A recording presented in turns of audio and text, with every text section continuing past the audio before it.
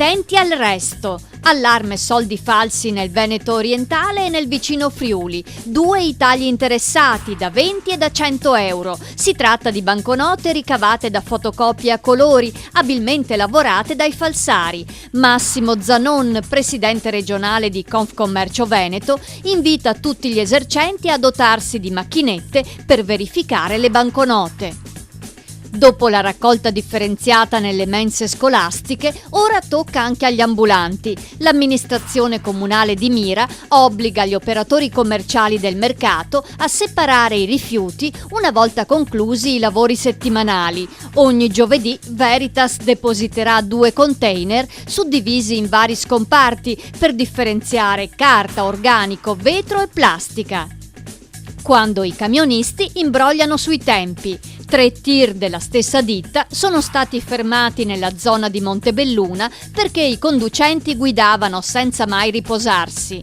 Per alterare i tempi di guida e sosta, gli autotrasportatori romeni usavano un dispositivo tecnologico piuttosto sofisticato, una piastrina posizionata sotto il cambio e manovrata da un telecomando. Ciuccio e biberon a tutti i bebè. Per dare il benvenuto ai nuovi nati, l'amministrazione di San Biagio di Callalta ha siglato un accordo di sponsorizzazione con un brand tedesco. Fino al 2016 le famiglie che registreranno all'ufficio anagrafe di San Biagio il loro bambino riceveranno un biberon e un succhietto ortodontico, accompagnati da una lettera di benvenuto del sindaco.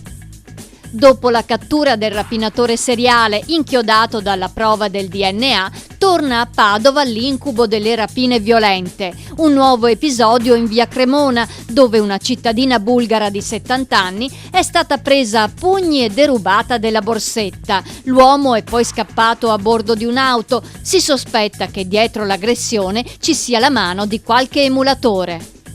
Per un po' i patiti del caffè possono stare tranquilli. Il paventato aumento della tazzina al bar non ci sarà. Ad opporsi sono i baristi padovani, contrari all'idea di far pagare un caffè 1,20 euro. Attualmente in città il caffè al banco oscilla dai 90 centesimi a 1,10 euro. Secondo il nuovo listino di Confesercenti, un cappuccino dovrebbe salire a 1,60 euro.